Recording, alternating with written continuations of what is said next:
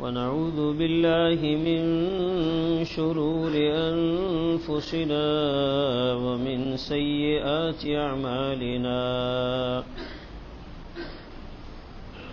ونعوذ بالله من شرور أنفسنا ومن سيئات أعمالنا ونعوذ بالله من شرور أنفسنا ومن سيئات أعمالنا من يهده الله فلا مضل له ومن يضلله فلا هادي له ونشهد أن لا إله إلا الله وحده لا شريك له ونشهد أن سيدنا ومولانا محمدا عبده ورسوله صلى الله تعالى عليه وعلى آله وأصحابه وسلم تسليما كثيرا كثيرا أما بعد فأعوذ بالله من الشيطان الرجيم بسم الله الرحمن الرحيم واصبر نفسك مع الذين يدعون ربهم بالغداة والعشي يريدون وجهه ولا تعد عيناك عنهم تريد زينة الحياة الدنيا.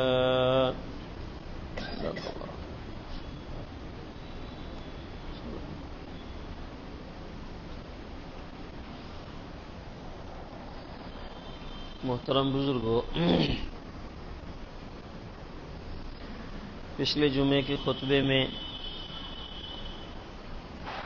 اس پہ بات چل رہی تھی کہ کسی بھی آدمی کو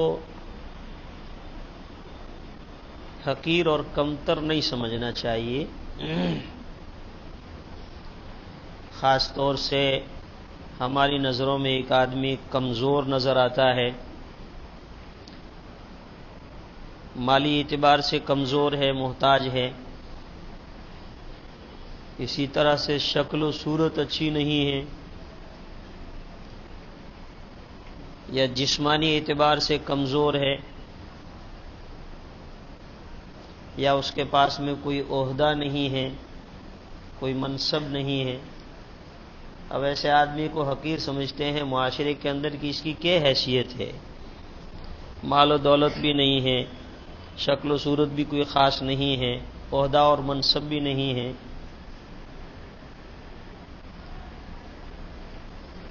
تو اسلامی تعلیمات، اللہ تبارک و تعالی کا حکم اور نبی کریم صلی اللہ تعالی علیہ وسلم کی تعلیمات یہ ہے کہ معاشرے کے اندر ایسے کمزور آدمی کو حقارت کی نظر سے مت دیکھو. تمہیں کیا معلوم یہ بکھرے ہوئے بالوں والا، پھٹے پرانے کپڑوں والا، شکل و صورت اچھی نہیں، مال و دولت بھی اس کے پاس میں نہیں، منصب اور مرتبہ بھی اس کے پاس میں نہیں، لیکن عرش والے کے نزدیک اس کا کیا مقام اور کیا مرتبہ ہے، تمہیں کیا معلوم. اس لیے کبھی بھی اس کے ساتھ میں حقارت کا معاملہ نہیں کرنا چاہیے، ذلت کا معاملہ نہیں کرنا چاہیے. یہ اسلامی تعلیمات ہے.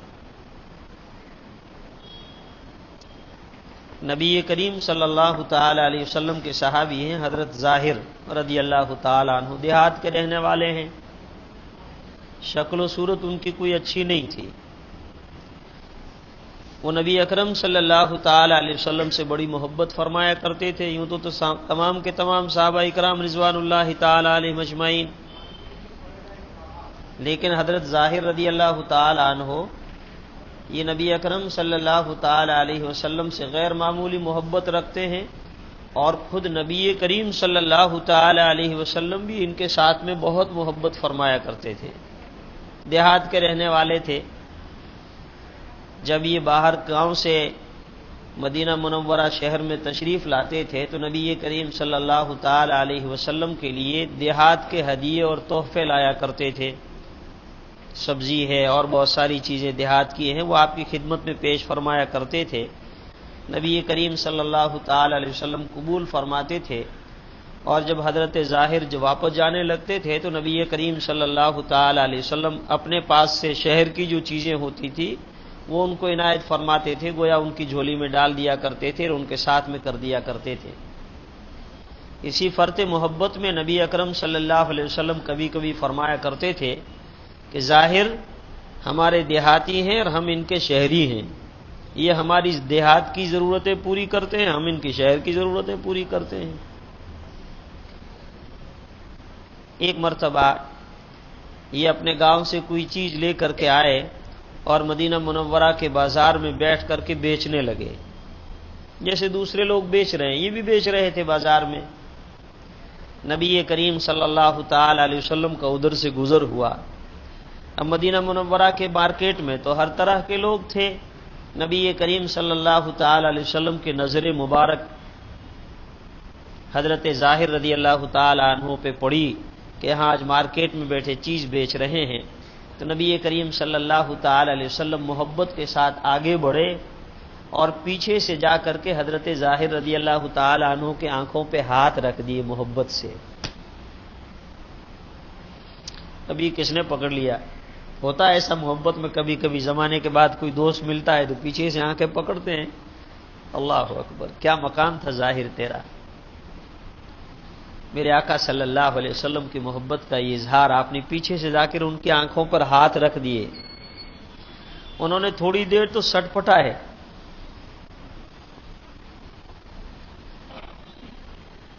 لیکن انگلیوں کی نرمی اور جسم مبارک کی خوشبو اور وہ نرم پنا ایسا محسوس ہوا کہ حضرت ظاہر رضی اللہ تعالیٰ عنہ فرماتے ہیں ہو نہ ہو یہ میرے آقا صلی اللہ تعالیٰ علیہ وسلم ہے۔ اور جب یہ معلوم پڑا تو حضرت ظاہر رضی اللہ تعالیٰ عنہ نے اپنا جسم نبی کریم صلی اللہ تعالیٰ علیہ وسلم کے جسم کے ساتھ میں یوں لمس کیا، ملایا، اور یوں آپ صلی اللہ علیہ وسلم کے ساتھ میں اپنے جسم مبارک کو گویا لمس کر رہے ہیں اور گویا برکت حاصل کر رہے ہیں۔ پہچان گئے کون ہیں؟ نبی کریم صلی اللہ تعالی علیہ وسلم بھی پہچان گئے، اور پھر آپ نے محبت میں فرمایا ہے کوئی جو اس کو خریدے میرے غلام کو، کوئی ہے خریدنے والا؟ حضرت ظاہر رضی اللہ تعالی عنہ نے، جو میں کہنے جملہ جو جا رہا ہوں وہ یہ ہے کہ حضرت ظاہر رضی اللہ تعالی عنہ نے کہا یا رسول اللہ صلی اللہ علیہ وسلم میں تو ایسا غلام ہوں جس کی کون قیمت دے گا آپ کو، بہت سستا آدمی ہوں، کوئی شکل و صورت بھی اچھی نہیں ہے، میری شکل و صورت ان کی اتنی اچھی نہیں تھی، اور گویا دیہات کے رہنے والے غریب تھے، معاشرے میں جن کی کوئی حیثیت نہیں تھی، اپنی حیثیت نبی کریم صلی اللہ علیہ وسلم کے ساتھ میں جا رہے ہیں، یا رسول اللہ میری تو آپ بولی لگا رہے ہیں لیکن یہ سستا غلام ہے جس کی کوئی قیمت آپ کو ملنے والی نہیں ہے، قربان جاؤں۔ رحمت للعالمین صلی اللہ علیہ وسلم کی زبان مبارک سے کلمہ نکلا، ظاہر تم دنیا والوں کے نزدیک تو اگرچہ کم قیمت ہو لیکن اللہ اور اس کے رسول کے نزدیک تم بہت قیمت والے ہو، تمہارا مقام اور مرتبہ کیا ہے، بڑے بڑے لوگ اس کے اوپر رشک کرتے ہیں۔ تو گویا ظاہری اعتبار سے کوئی شکل و صورت نہیں، لیکن نبی کریم صلی اللہ تعالی علیہ وسلم کے یہاں حضرت ظاہر رضی اللہ تعالی عنہ کا کیا مقام اور کیا مرتبہ ہے۔ تو ہمیں ظاہری اعتبار سے کسی آدمی کو اس طرح سے جو ہے وہ دیکھ کر کے اس کے ساتھ حقارت کا معاملہ نہیں کرنا چاہیے کہ نامعلوم اس کا معاملہ اللہ تبارک و تعالیٰ کی ذات کے ساتھ کیسا ہے۔ اور بظاہر جو آدمی اچھا لگ رہا ہے کپڑوں کے اعتبار سے، مقام اور مرتبے کے اعتبار سے، مال و دولت کے اعتبار سے، منصب کے اعتبار سے بہت اچھا ہے، لیکن اللہ تبارک و تعالیٰ کے یہاں کیا مقام ہے اللہ ہی جانتا ہے اس کے ساتھ۔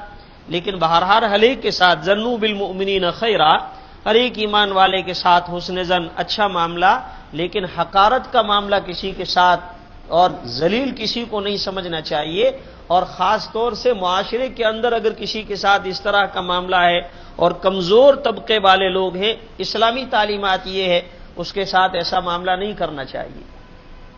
باقاعدہ حدیث میں نبی کریم صلی اللہ تعالی علیہ وسلم نے فرمایا، ایک مرتبہ جنت اور دوزخ کے درمیان میں مکالمہ ہو گیا، مناظرہ ہو گیا۔ جہنم نے کہا تیرے کو معلوم ہے میرے کے اندر کیسے کیسے لوگ آنے والے ہیں؟ ہوتا ہے نا، میرے ساتھ کن کن لوگوں کا تعلق ہے تمہیں معلوم بھی ہے؟ تو جہنم بھی نے بھی کہا جنت سے کہ جنت تیرے کو معلوم ہے میرے اندر کون کون آنے والے ہیں؟ فلاں مالدار، فلاں کروڑ پتی، فلاں ارب پتی، فلاں متکبر، فرعون، نمرود، قارون، حامان، شداد، ابو جہل، ابو لہب، یہ بڑے بڑے لوگ ہیں نا وہ میرے اندر آنے والے ہیں۔ تو جنت نے بھی کہا اچھا میرے اندر بھی آنے والے ہیں، فقراء، محتاج، غریب اور معاشرے کے اندر دبے کچلے لوگ، لیکن دل والے ہوں گے، اللہ کی ذات کے ساتھ تعلق قائم کرنے والے، نبی کریم صلی اللہ تعالی علیہ وسلم انبیاء اکرام کی تعلیمات پہ چلنے والے، انبیاء اکرام کے ساتھ اپنی نسبت رکھنے والے، وہ میرے اندر آئیں گے۔ بہرحال مکالمہ جیسا بھی رہا ہوگا، نبی کریم صلی اللہ تعالی علیہ وسلم نے فرمایا ان دونوں کا مکالمہ اللہ تبارک و تعالی نے سماعت فرمایا۔ اللہ نے فرمایا فکر نہ کرو، تم دونوں سے میرے اوپر لازم ہے کہ تم دونوں کو بھروں گا، یہ ان سے بھری جائے گی، یہ ان سے بھری جائے گی۔ ایک اللہ والے ہیں جو کبھی مسکراتے نہیں تھے، ہمیشہ غمگین رہا کرتے تھے، لوگوں نے ان سے کہا کہ آپ ہنستے نہیں ہیں، مسکراتے نہیں ہیں، کہنے لگے قرآن پاک کی ایک آیت میرے دل کو دستک دے رہی ہے، قرآن پاک میں لکھا ہوا ہے فریق فی الجنت و فریق فی السعیر، قرآن میں ہے فریق فی الجنت و فریق فی السعیر، ایک طبقہ جہنم میں جانے والا ہے اور ایک طبقہ جنت میں جانے والا ہے، ایک گروہ جہنمی ہے، ایک گروہ جنتی ہیں، نہ معلوم میرا کون سا گروہ میں نمبر آئے گا، ذرا پتہ چل جائے کہ جنت والے گروہ میں ہوں تو مسکرا دوں، لیکن اگر جہنم والے گروہ میں نمبر لگ گیا، خدا نہ خواستہ، اللہ نہ کرے، الیاذ باللہ، تو پھر کس چیز کا مسکرانا ہے۔ چنانچہ جب ان کا انتقال ہوا تو لوگوں نے پاس میں بیٹھنے والوں نے دیکھا کہ جیسے ہی سانس کے ڈورے ٹوٹے فوراً ان کے ہونٹوں پر مسکراہٹ آ گئی۔ قرآن میں ہے ان الذین قالوا ربنا اللہ ثم استقاموا تتنزل علیہم الملائکۃ الا تخافوا ولا تحزنوا وابشروا بالجنۃ التی کنتم توعدون۔ ان الذین قالوا ربنا اللہ ثم استقاموا، وہ جنہوں نے ایمان قبول کیا، اللہ کی وحدانیت کو اپنایا، نبی کریم صلی اللہ تعالی علیہ وسلم پہ ایمان لائے، آپ کی غلامی پہ فخر کیا اور پھر اسی پر رہ کر کے اپنی زندگی گزاری۔ یہ نہیں کہ صرف زبان سے ایمان کا دعویٰ ہے اور عمل غیروں جیسا ہے، نہ، ایمان اپنایا اور ایمان کے تقاضوں کو پورا کیا۔ دیکھیے ایمان ایک دعویٰ ہے کہ میں مسلمان ہوں، یہ دعویٰ ہے، اور دلیل کیا ہے کہ میری زندگی دیکھ لو، میری زندگی محمد عربی صلی اللہ تعالی علیہ وسلم کی سنتوں سے سجی ہوئی ہے، یہ میرے ایمان کی دلیل ہے۔ اور اگر زبان سے دعویٰ ہے ایمان کا لیکن خدا نخواستہ اس کی زندگی عملی اعتبار سے سنت سے، شریعت سے ہٹی ہوئی ہے، تو گویا یوں کہہ دیں گے کہ تیرے قول اور تیرے فعل میں تضاد ہے، دعویٰ کچھ کر رہا ہے، تیرا عمل کچھ ہے۔ تو جن لوگوں نے ایمان قبول کیا، ایمان پر قائم رہے، ان الذین قالوا ربنا اللہ ثم استقاموا تتنزل علیہم الملائکۃ الا تخافوا ولا تحزنوا، سانس کے ڈورے ٹوٹ رہے ہیں، رشتہ دار سامنے کھڑے ہیں، اشک بہاتی بیوی پاس میں کھڑی ہے، بیٹا رو رہا ہے، بیٹی بے ہوش ہو رہی ہے، اور باپ کے سامنے آخرت کا معاملہ ہے کہ ایمان پہ جا رہا ہے یا بغیر ایمان دنیا سے جا رہا ہے، دل سے لگی ہوئی۔ اسی لیے فرمایا کہ جس کا آخری وقت ہو اس کو کلمہ پڑھنے کے لیے کہو نہیں، دل کے جھگڑے لگے ہوئے ہیں، تمہیں نہیں معلوم کہ یہ کس حال میں ہے، ہاں اس کے پاس میں زور زور سے کلمہ پڑھو، تمہاری کلمہ سن کر کے شاید یہ کلمہ پڑھ رہا ہے، اس کی زبان پر کلمہ جاری ہو جائے، ورنہ اگر تم نے کہا کلمہ پڑھو کلمہ پڑھو کلمہ پڑھو اور وہ بیچارہ جوجھ رہا ہے موت کی سختی میں، خدا نہ خواستہ اس وقت میں کہہ دیا کہ میں کلمہ نہیں پڑھتا، غصے میں تو کیا ہوگا؟ تو اللہ کا قرآن کہتا ہے ایمان لائے، ایمان کے تقاضوں کو پورا کیا، اللہ پاک آخری وقت میں ان کے پاس فرشتوں کو بھیجتے ہیں، فرشتوں کو بھیجتے ہیں۔ اب یہ ایسے دو راہیں پر ہیں، ایک طرف آگے کا خوف ہے کہ نامعلوم قبر میں جا رہا ہوں، وہ قبر جنت کا باغیچہ ہے یا جہنم کا گڑھا ہے، دہکتے ہوئے انگاروں میں سونا پڑے گا، یا یہاں پر جنت کی کھڑکیاں کھول کر جنت کی ہوائیں آئے گی۔ ایک طرف خوف ہے اور ایک طرف غم ہے اس بات کا کہ میرے اپنے چھوٹ رہے ہیں، گھر چھوٹ رہا ہے، بیٹے چھوٹ رہے ہیں، بیوی چھوٹ رہی ہے، دکان چھوٹ رہی ہے، کاروبار چھوٹ رہی ہے، آج دنیا سے جا رہا ہوں۔ ایک خوف ہے اور ایک غم ہے، غم پیچھے چھوٹنے والی چیزوں کو اور آگے آنے والا خوف ہے۔ تو اللہ پاک فرماتے اس وقت میں ہم نورانی شکل میں فرشتوں کو بھیجتے ہیں اور اسے کہتے ہیں نہ غم کر اور نہ ڈر کسی بات سے، غمگین نہ ہو اور ڈر بھی نہ کر۔ ان الذین قالوا ربنا اللہ اللہ تخافوا ولا تحزنوا وابشروا بالجنۃ التي كنتم توعدون، اس جنت کا وعدہ ہے جس جنت کا وعدہ اللہ پاک نے تیرے سے کیا ہے، اس جنت کی خوشخبری لے کر دنیا سے رخصت ہو جا۔ اسی لیے علامہ اقبال نے کہا جنتی آدمی کی نشانی بتلاؤں، فرمایا مرنے کے بعد میں تم دیکھو جس کے ہونٹوں پہ مسکراہٹ، کہہ دو یہ جنتی ہے۔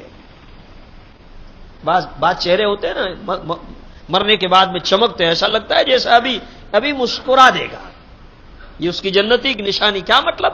اخیر وقت میں نورانی فرشتے آتے ہیں، اللہ کا پیغام لے کر کے آتے ہیں اور اس کو خوشخبری سناتے ہیں جنت کی، اور دنیا سے خوشی کے ساتھ جانے کے لیے کہہ رہے ہیں۔ اس پیغام کو سن کر کے ہونٹوں پہ مسکراہٹ آئی اور اسی مسکراہٹ کے ساتھ دنیا سے گیا۔ تو میں نے کہا اللہ والے ساری زندگی مسکرائے نہیں، کیوں کہ خوف ہے، معلوم نہیں نمبر کون سے زمرے میں آئے گا، کون سے گروہ میں، جنتی یا جہنمی۔ اور لوگوں نے دیکھا کہ جیسے ہی دنیا سے گئے ہونٹوں پر مسکراہٹ دوڑ گئی۔ اللہ کرے ہمارے ساتھ میں بھی اللہ اپنے فضل سے یہ معاملہ فرما دے گا۔ دیکھیے، ایک ہے بدعمالیاں اور ایک ہے بد اخلاقیاں، بدعمالیاں اور بد اخلاقیاں۔ یہ بدعمالیاں اتنی ہلاک کرنے والی نہیں ہے جتنی بد اخلاقیاں ہلاک کرنے والی ہے۔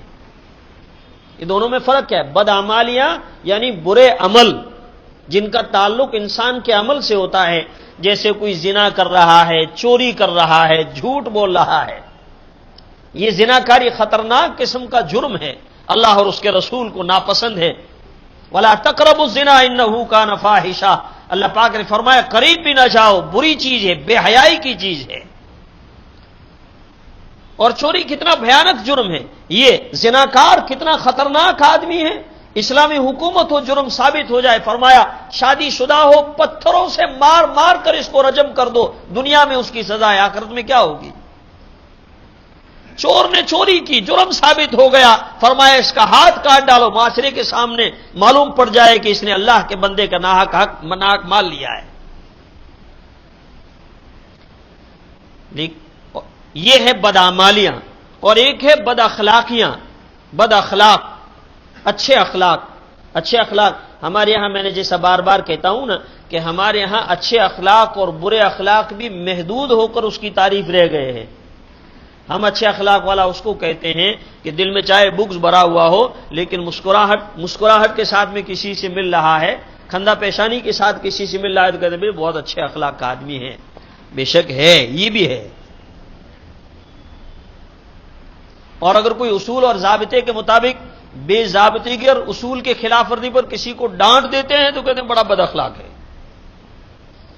یاد رکھیے اخلاق کا تعلق انسان کے دل سے ہے۔ دل کے اندر جو بیماریاں ہیں، حسد کی، کینے کی، بغض کی، تکبر کی، ان بیماریاں جس کے دل میں ہیں وہ بد اخلاق ہے۔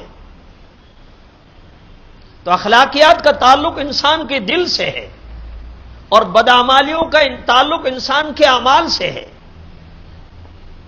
تو میں نے کہا بدعمالیاں اتنی خطرناک اور مہلک نہیں ہے، اس سے زیادہ مہلک ہے بد اخلاقیاں۔ ایک آدمی نے چوری کی، زنا کیا، تو جس وقت میں اس نے زنا کیا ہے اس کا وہ گناہ اس کے نامہ اعمال میں لکھا گیا۔ اب وہ آدمی مسجد میں آ کر بیٹھ گیا، قرآن پڑھنے لگ گیا، تو ظاہر بات ہے کہ جب قرآن پڑھ رہا ہے مسجد میں بیٹھ کر کے، اس کے نامہ اعمال کے اندر نیکی لکھی جا رہی ہے کہ وہ نیکی کر رہا ہے۔ اب یہ گناہ نہیں ہے، وہ تو گناہ اس نے وہاں کیا۔ اسی طرح چوری کا معاملہ ہے، اس نے جہاں چوری کی ہے، جس وقت چوری کی ہے، اس کا وہ فعل ہے، جرم ہے، اور وہ گناہ ہے جو اس کے نامہ اعمال میں لکھا گیا۔ لیکن ایک آدمی کے دل میں تکبر ہے، وہ دل تکبر سے ناپاک کر رکھا ہے، وہ چاہے مسجد میں ہو چاہے سجدے میں ہو، نماز کی حالت میں ہو، تب بھی اس تکبر اس کے دل میں ہے، تو وہ اسی وقت میں بھی وہ گناہ میں مبتلا ہے، وہ ہلاک کرنے والا ہے بنسبت اس سے زیادہ۔ جس کے دل میں حسد ہے، اپنے بھائی کے لیے برا ارادہ رکھتا ہے، نقصان پہنچانے کا دل میں داعیہ ہے، نہ معلوم اس کو کون کون سے گناہ میں مبتلا کرے گا اور کون کون سے نقصان اس سے کروائے گا۔ یہ حسد ہے، یہ چاہے دکان پہ ہے تب بھی وہ گنہگار ہے، مسجد میں حسد لے کے بیٹھا ہے تب بھی گنہگار ہے، سجدے میں خدا کے حضور زبان پر اللہ کی کبریائی کے بول رہا ہے تب بھی وہ تکبر میں ہے، وہ گناہ میں ہے۔ اور میں نے پچھلے خطبے میں بتلایا تھا کہ روحانی بیماریوں کا علاج یہ کتنا ضروری ہے۔ معاف کرنا، ہمارے یہاں روحانی جب بیماری اور روحانی علاج بولتے ہیں نا تو اس کا دماغ فوراً تعویذ گنڈے کی طرف جاتا ہے۔ روحانی علاج، یہ میرے بھائی کس نے کہا کہ روحانی علاج، یہ تعویذ گنڈے کا نام روحانی علاج ہے۔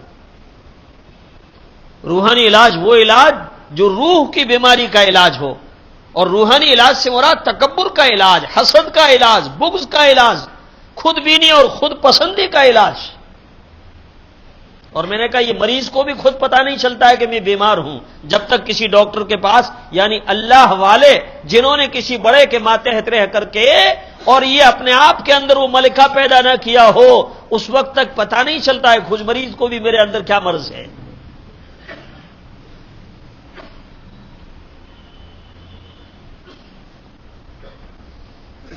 اور میں نے کہا کہ یہ جو دل کی بیماری یہ مال کے ساتھ کوئی لازم نہیں ہے، یہ فقیر کو بھی لگ سکتی ہے۔ اور میں نے عرض کیا 3 لوگ برے ہیں لیکن انتہائی برے ہیں۔ ایک فقیر متکبر، مال ہو اور اس مال نے انسان کے اندر تکبر پیدا کر دیا تو سمجھ میں آنے والی بات ہے کہ بھی تکبر اس کے اندر مال نے پیدا کر دیا ہے، سمجھ میں آنے والی بات ہے۔ اللہ ہم سب کی حفاظت فرمائے۔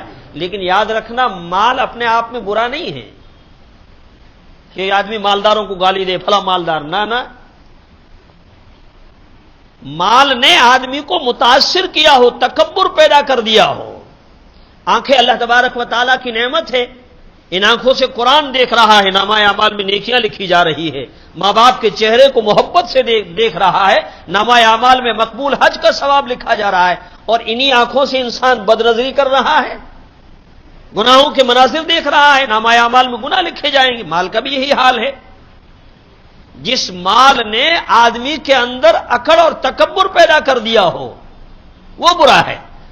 تو میں نے کہا یہ تکبر یہ تو فقیر کے اندر بھی ہو سکتا ہے، تو فرمایا کہ یہ مالدار متکبر، لیکن اس سے برا ہے متکبر فقیر جس کے پاس کچھ بھی نہیں ہے پھر بھی تکبر کر رہا ہے، وہ اس سے زیادہ خطرناک ہے۔ اسی طرح سے بوڑھا زانی، ایک تو وہ غلط کار کرنے والا، زنا کرنے والا جو نوجوان ہیں، رگوں میں گرم خون ہے، انسان خواہشات سے مجبور ہو کر کے گناہ کر رہا ہے، زناکاری کا ارتکاب کر رہا ہے، لیکن یہ بوڑھا ہو کر کے اور وہاں جا کر کے بھی زناکاری میں مبتلا ہے، وہ انتہائی خطرناک ہے، اس سے بھی زیادہ۔ اس لیے کہ بڑھاپے کی دہلیز پر تو آ کے اچھا خاصا آدمی بھی ٹوٹ جاتا ہے۔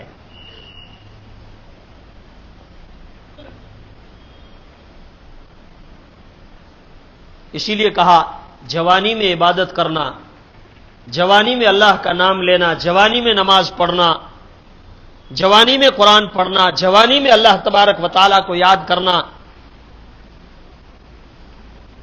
جوانی کر فدا اس پر کہ جس نے دی جوانی کو، نہ کر خاکی پہ خاک اپنی زندگانی کو۔ اللہ نے جوانی دی ہے، دینے والے کی عبادت پر جوانیوں کو قربان کرو، اس کو کسی خاکی اور ناپاک اور جہنم میں والے اعمال پر جوانی کو خاک مت کرو. تو در جوانی توبہ کردن شیوائے پیغمبری، کہ جوانی میں توبہ کرنا ہی تو پیغمبروں والا کام ہے. وقت پیری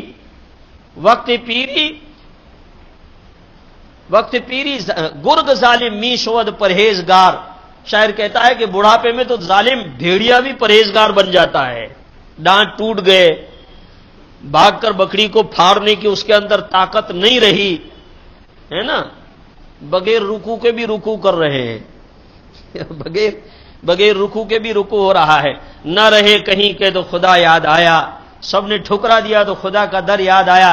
لیکن میرا مولا وہ رحیم اور کریم ذات ہے کہ زمانے کے ٹھکرائے ہوئے اپنے بندے کو اللہ پاک اپنے در سے دھدکار کر بگاتے نہیں ہیں، اپنے دامن رحمت سے لپٹا دیتے ہیں.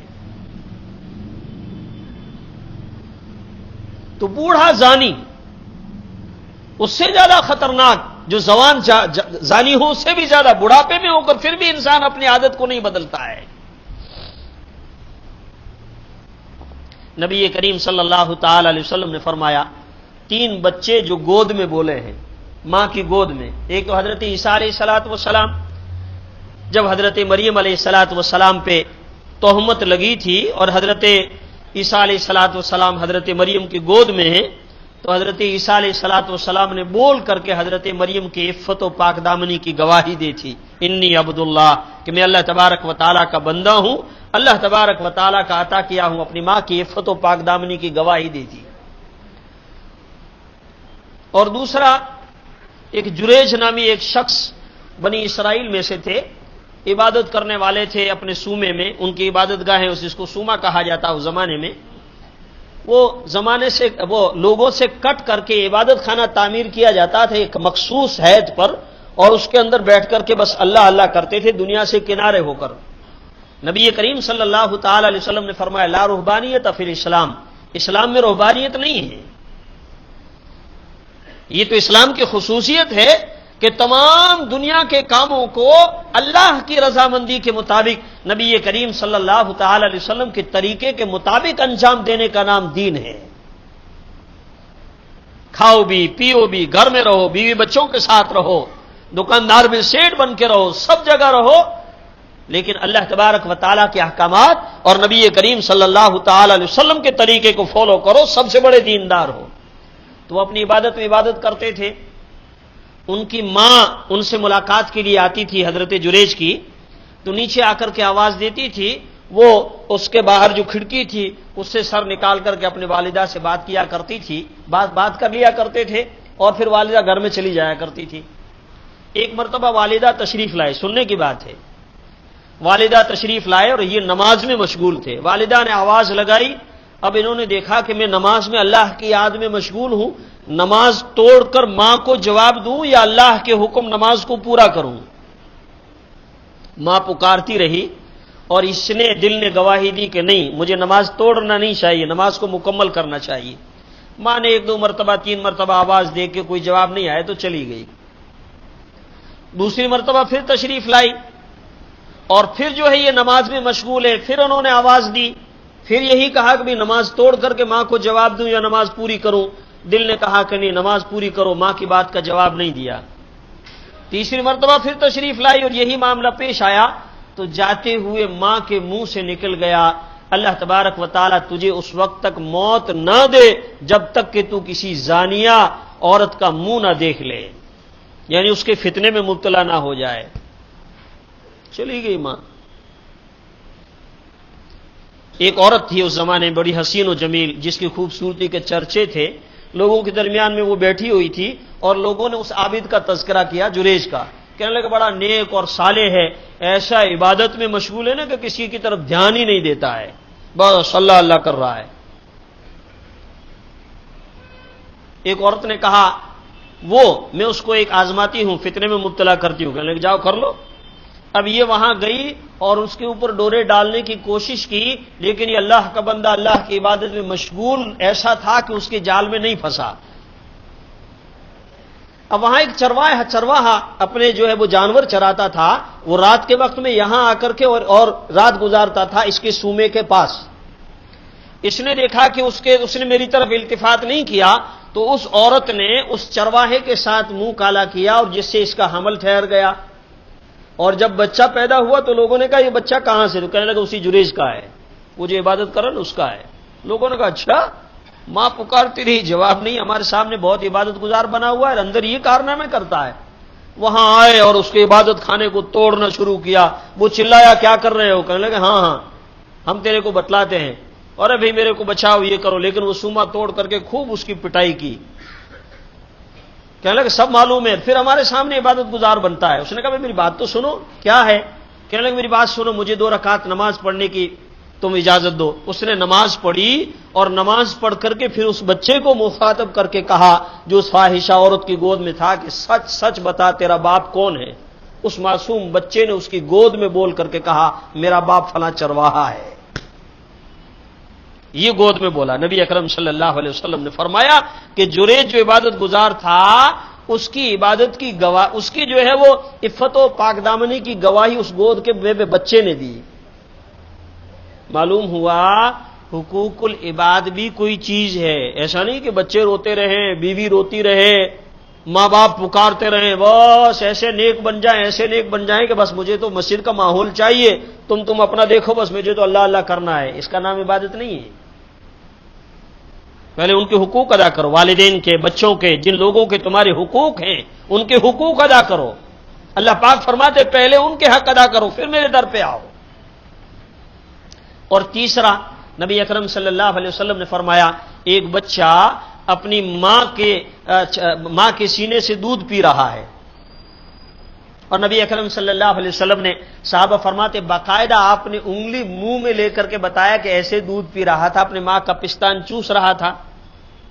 ایک آدمی گھڑ سوار نکلا، خوبصورت لباس، بڑا جوان چنگا، بہترین لباس، اچھا خوبصورت جوان نکلا۔ اس عورت نے دعا کی، اے اللہ میرے اس بچے کو جو میرے گود پہ دودھ پی رہا ہے اس نوجوان جیسا بنائیو۔ اس بچے نے ماں کا پستان چھوڑا، ادھر دیکھا، اے اللہ مجھے اس جیسا مت بنائیو، اور پھر اپنی ماں کا دودھ پینا لگ گیا۔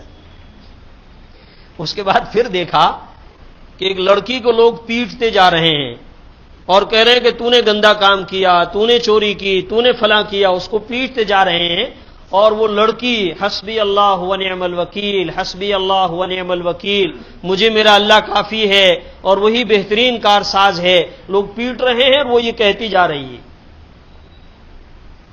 اس عورت نے اس بچی کو، لڑکی کو دیکھا اور کہنے لگے اللہ میرے اس معصوم کو اس لڑکی جیسا مت بنائیو۔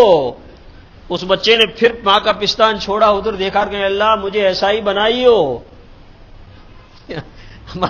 ہمارے معاشرے میں بھی معیار بدل گیا ہے نا۔ میں اس مبارک گھڑ میں نہیں کہنا چاہتا کہ ماں باپ کی تمنائیں لوریاں دیتی ہوئی مائیں کیا تمنائیں کرتی ہے، ہیئر اسٹائل، کپڑے۔ سچ کہتا ہوں کہ ہمیں تو اپنے بچوں کے کپڑے بھی اہل اللہ جیسے دیکھ کر کے خوشی، پھر دیکھتے ہیں کہ معاشرہ اچھا ہو جائے۔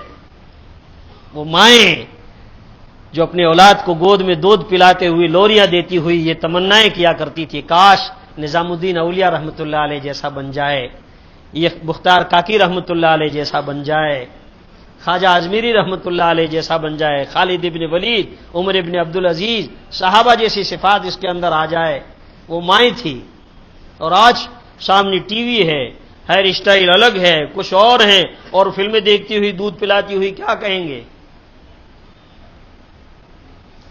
تو اس عورت کو اپنے بچے پہ غصہ آیا اور کہنے لگے وہ اچھا خاصا جوان تھا، گھوڑے پر سوار، بہترین لباس، اچھے والا، میں نے جب اس کے لیے دعا کی تو نے کہا نہ بنائیو، اور یہ پٹتی ہوئی لڑکی جا رہی ہے اس کے لیے دعا کر رہا ہے کہ ایسا بنائیو۔ تو اس لڑکے نے کہا ماں وہ جو پہلے گزر رہا تھا نا وہ متکبر تھا، اس زمین پر عرش والے خدا کو ناپسند تھا، اور یہ جو پٹتی جا رہی ہے یہ بچی مظلوم ہے، معاشرے میں اس کی کوئی حیثیت نہیں ہے، لیکن یہ عفت و پاکدامنی کے اونچے معیار پر ہے، اللہ کو بہت پسند ہے، وہ معصوم کہہ رہا ہے، اس لیے مجھے ایسا بننا ہے کہ جو اللہ کو پسند ہو، اللہ جس کو پسند کرے۔ تو میرے بھائی، میں یوں عرض کر رہا تھا کہ معاشرے کے اندر ایسے لوگ جو غریب قسم کے لوگ، باڈی بلڈر نہ صحیح، شکل و صورت کے اندر اچھے نہ ہوں، مقام اور منصبہ ہم سے ہمارے ماتحت کام کرنے والے ہوں، اللہ نے ہمیں دکان دی ہو لیکن ہمارے ماتحت کام کر رہے ہوں، ہم افسر ہوں، ہماری فیکٹری میں نیچے طبقے کے لوگ کام کر رہے ہوں، تو کسی کو ہمارے ماتحت شکل و صورت کا اچھا نہ ہونا، اس کا جو ہے معاشرے کے اندر عزت دار نہ ہونا، لوگ دنیا والوں کے نزدیک کبھی بھی اس کو حقیر نہ سمجھنا اور کبھی بھی اس کو کمتر اور ذلیل نہ سمجھنا، نامعلوم اس بندے کے دل کا تعلق اللہ کی ذات کے ساتھ کیسا ہے اور اس نے اپنے اللہ کے ساتھ کیا مقام بنا رکھا ہے، یہ کس کو معلوم ہے؟ اللہ تعالی ہم سب کی